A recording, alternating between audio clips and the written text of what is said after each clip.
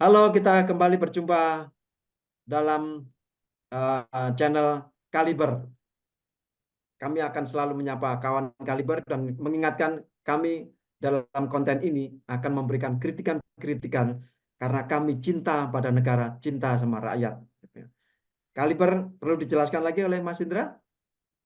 Kaliber itu singkatan dari kupas dan analisa berita. Jadi kita mau ngambil isu-isu yang paling mencuat, kemudian kita akan kupas, kita akan analisa beritanya, tentunya bertujuan supaya masyarakat, pendengar setianya Kaliber itu tercerahkan. Jadi Ya, tidak mudah terprovokasi, tidak mudah dibodohi, tidak mudah diadu domba. Jadi kita bisa lihat dari sudut-sudut pandang yang mungkin belum terpikirkan. ya. Dan jangan lupa untuk subscribe channel ini karena kami akan memberikan kupasan, menyajikan kupasan dan menganalisa berita dari sudut pandang yang banyak dingedaki oleh rakyat gitu ya. Kami bukan penjilat pemerintah karena pemerintah itu harus mendapatkan eh, perimbangan pemikiran. Dari mana ya? Dari kritik-kritik kita sebagai rakyat itu. Bukan begitu Mas Indra ya? Betul, dan kami juga bukan pembenci pemerintah, bukan waton Ya, suloyo gitu. Pokoknya semua yang dilakukan pemerintah salah, bukan itu juga. Tetapi kami justru ingin menjadi penyeimbang. Artinya pemerintah ini kan harus juga diawasi, harus juga dikritisi, diberikan masukan yang tujuannya tentu untuk kepentingan rakyat, bukan kepentingan kita ya Mas. Kita sebetulnya ya, secara pribadi, secara langsung itu nggak ada keuntungan dari ini, tapi kita ingin mengawal demokrasi, kita ingin menjaga demokrasi, kita ingin memastikan bahwa kepentingan rakyat itu yang menjadi sasaran utama dari setiap kebijakan yang dibuat. Gitu. iya.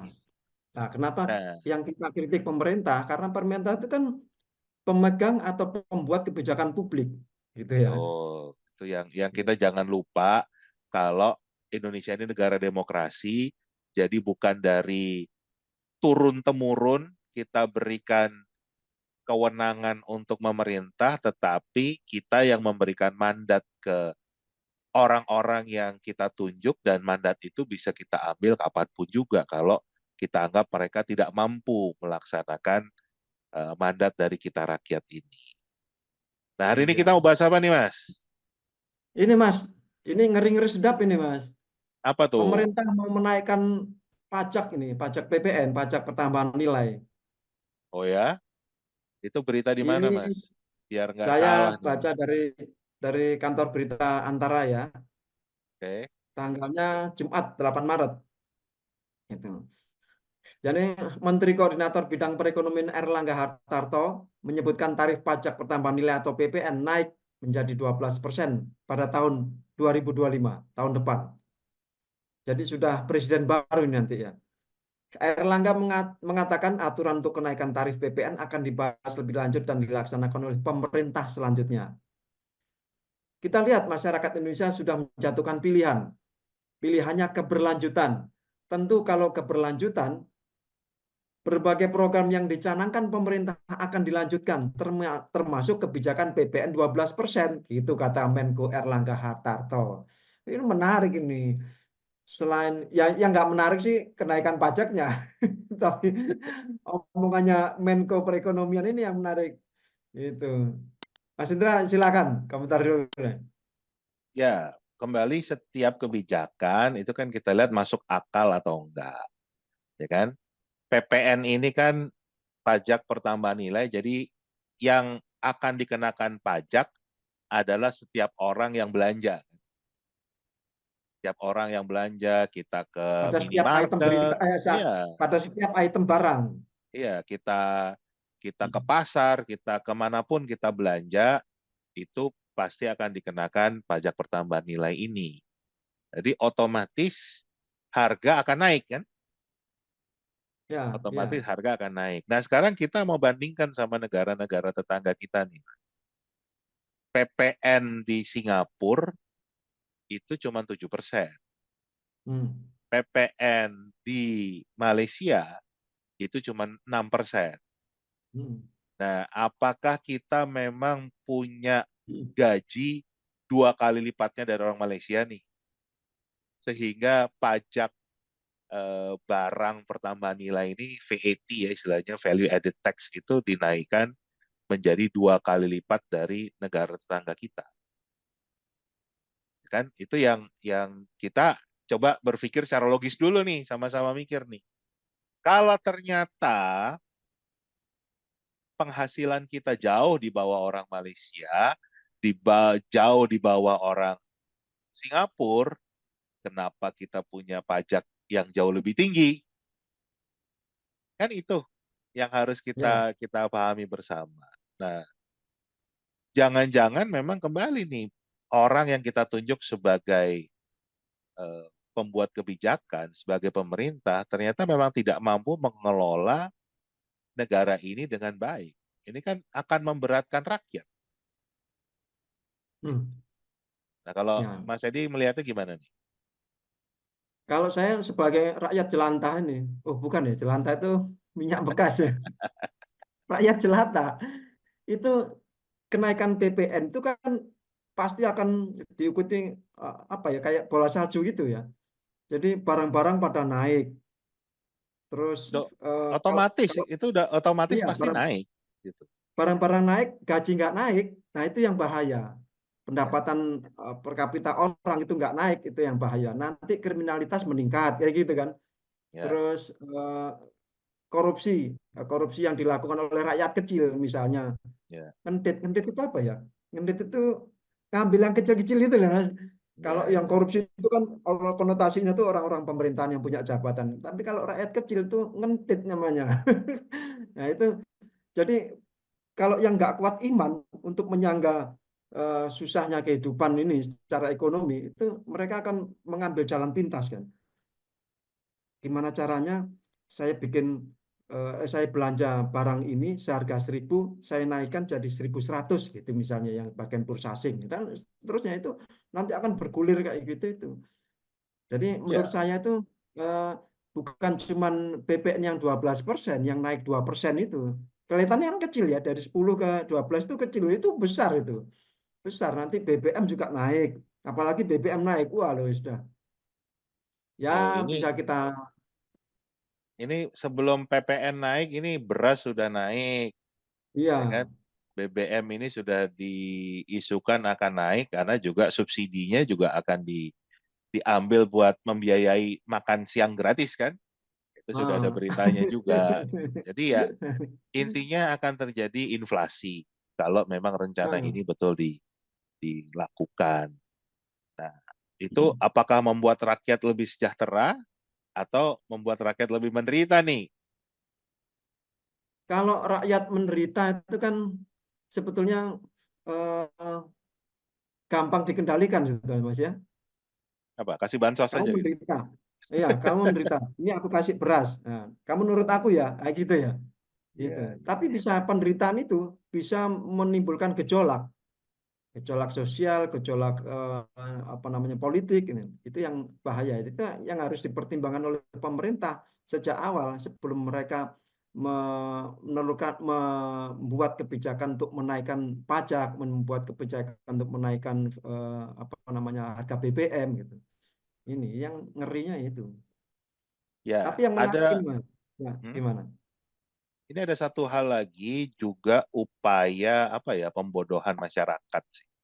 Ini sudah eh, bergulir. Saya ketemu di beberapa grup WA, di beberapa media sosial yang mengatakan juga kalau eh, PPN kita ini dinaikkan karena tax ratio kita terlampau kecil dibandingkan dengan negara Hmm. lain kan.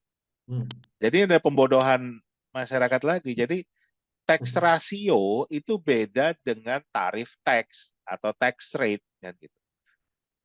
Tax ratio itu adalah jumlah pendapatan negara yang diambil dari pajak. Pajak itu kan bermacam-macam. Ada Hmm. PPN, ada PPH, ada banyak lagi lah apa barang mewah dan lain sebagainya. Itu semua penghasilan dari pajak kemudian dibagi dengan pendapatan domestik bruto. atau GDP, ya kan gitu, PDB.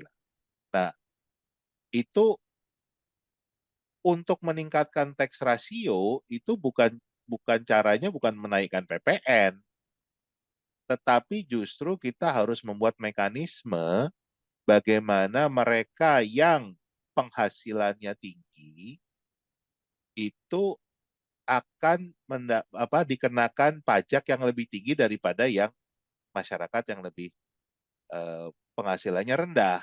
Kalau dengan PPN kan semua sama, Mas. Ya, Semua ya, akan dikenakan pajak kan gitu dengan eh, rate yang sama, dengan tarif yang sama 12%. Jadi ya, harusnya kalau kayak di Singapura, di Malaysia, di negara-negara lain itu, ya mereka yang konglomerat-konglomerat ini akan punya pajak yang jauh lebih tinggi daripada kita-kita nih Mas, yang rakyat ya. jelantah ini kata Mas. Nah, iya. Kayak gitu. Nah, Minyak itu goreng yang yang yang sudah dipakai goreng. nah ini kan yang justru kebalikannya. Kita dengar dari paparannya Pak Faisal Basri, Prof. Awal Rizky, dan banyak lagi lah justru mengatakan di Indonesia justru orang-orang kaya ini mendapatkan potongan pajak yang luar biasa. Jadi kebalik. Nah, itu sebetulnya yang membuat rasio pajak kita rendah gitu. Ya, Jadi ya, juga menurut saya karena juga dulu kuliahnya di ekonomi ini di bisnis, ya keliru kalau justru caranya dengan menaikkan pajak pertambahan nilai (PPN) ya gitu. Yang ada justru rakyat akan semakin menderita, daya beli turun, dan itu yang akan berdampak pada lebih sedikitnya nanti pajak penghasilan ya, ya. itu akan berbeda seperti di kalau kayak orang Singapura tadi yang penghasilannya berkali-kali pada orang Indonesia ya, kemudian eh, pajak penjualannya, sales tax-nya, GST-nya itu lebih kecil, ya kan? Kan mereka lebih terdorong untuk belanja. Ya, Nah, itu kan ya, terjadi perputaran ekonomi. Akan ya, semakin banyak orang punya penghasilan lebih kan? Nah, ya, disitulah pajaknya. Jadi semakin ekonomi berputar, itu semakin eh, peningkatan ada di rasio pajak itu. Nah, kita nggak tahu nih siapa sebetulnya eh, yang mendesain ini dan nggak pernah dijelaskan kan tiba-tiba jadi kebijakan aja nggak pernah didasari ilmu pengetahuan, nggak pernah didasari riset atau pendapat pakar. Nah, itu yang terjadi selama ini sangat disayangkan sih. ya. Tapi kalau kata pemerintah, ya, pemerintah itu dalam hal ini Erlangga Hartarto, ini sebetulnya pilihan rakyat sendiri, Mas. Kan dia Maksudnya bilang gimana gini, tuh? kita kita saya bacakan lagi ya kutipan dari ini antara kita lihat masyarakat Indonesia sudah menjatuhkan pilihan, pilihannya keberlanjutan. Tentu kalau berkelanjutan, berbagai program yang dicanangkan pemerintah akan dilanjutkan, termasuk kebijakan PPN yang naik tadi. Jadi secara langsung apa enggak langsung itu Erlangga Hartarto bilang, loh rakyat menghendaki ini, kan sudah memilih pemerintah yang berkelanjutan, gitu. Nah kami akan melanjutkan rencana yang sudah kami buat sebelumnya, yaitu menaikkan pajak, gitu. Jadi apa ya secara implisit Erlangga Hartarto rakyat itu menghendaki pajak ini dinaikkan gitu loh. Gitu ya. Jadi dengan kata lain Ini rasain lo, kan lo milih nah, keberlanjutan. Ini iyalah kalau saya keberlanjutan itu pajak makan akan lo untuk dinaikkan. keberlanjutan gitu. Masalahnya rakyat ini tahu nggak keberlanjutan itu apa yang akan dilanjutkan itu kan nggak tahu. Kita juga nggak pernah dengar bahwa pemerintah akan menaikkan PPN ini gitu kan. Ini Ya, apa ya, namanya ya? inilah Nggak bisa samakan sebetulnya lagi. inilah pentingnya kehadiran channel kita, Mas. Jadi supaya Ya, juga masyarakat bisa paham kalau setiap langkah yang diambil rakyat itu juga berdampak kan gitu. ya, Siapa yang mempengaruhi dipilih, ya, iya ya gitu. mempengaruhi kebijakan publik gitu kan. Betul. Nah, jadi Kembali kita tidak ingin mendiskreditkan siapapun, kita tidak menyebar hoax, kita tidak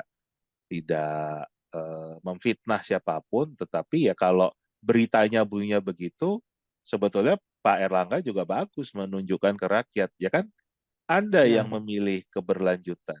Ya, ini konsekuensinya ya ya, pajak ya, akan ya, dinaikkan. ya, Sedangkan kalau milih perubahan kan beda. Di perubahan itu ya, justru akan di 100 hari pertama itu akan mendorong supaya ada penurunan harga yang signifikan yes. dan 100 orang terkaya di Indonesia akan dipajakin yang tinggi. Nah, itu bagian Hmm, dari kenaikan tax ratio. Nah, kita hmm, lihat rakyat ini milihnya siapa, ya kan? Nah, ya. itulah bagian dari kehadiran kita. Mungkin itu dulu kali Mas, kita Nah, diskusi kita hari ini. sedikit tambahan, Mas. Ya, Sayangnya channel kita ini hadir setelah pemilu.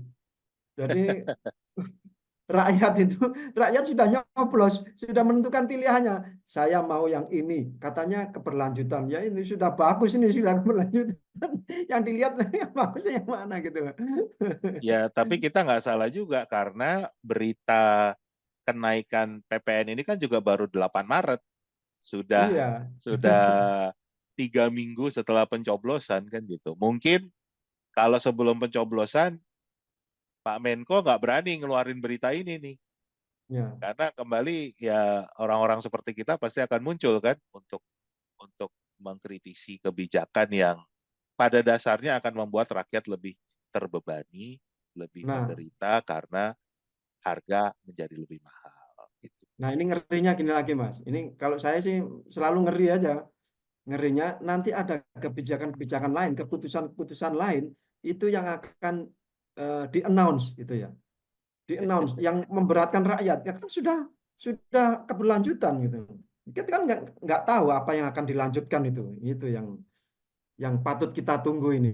Dan kita akan kupas di lain episode setelah mereka mengeluarkan kebijakan-kebijakan itu. Gitu Mas Indra ya. Ya itulah, kita kawal terus apapun kebijakannya, kita akan kritisi, kita akan analisa, supaya juga masyarakat punya pandangan sudut pandang yang lain. Bukan hanya Ya, dipaksakan sudut pandang pemerintah saja, tetapi ya pandang sudut pandang rakyat juga harus diangkat. Kan. Kembali iya. tujuannya buat kita semua, bukan untuk kepentingan kita pribadi, bukan untuk kepentingan pemerintah, tetapi untuk kepentingan kita semua. Itu Ya, Mas. oke, Mas Indra. Dan Ya, kawan Kaliber jangan lupa untuk subscribe channel ini dan ikuti terus setiap episode karena kami akan terus mengupas dan menganalisa berita-berita yang aktual pada hari itu. Terima kasih Anda telah bersama kami. Oh, ini kayak sudah kayak presenter berita kan gitu ngomongnya. Terima kasih Anda telah bersama kami.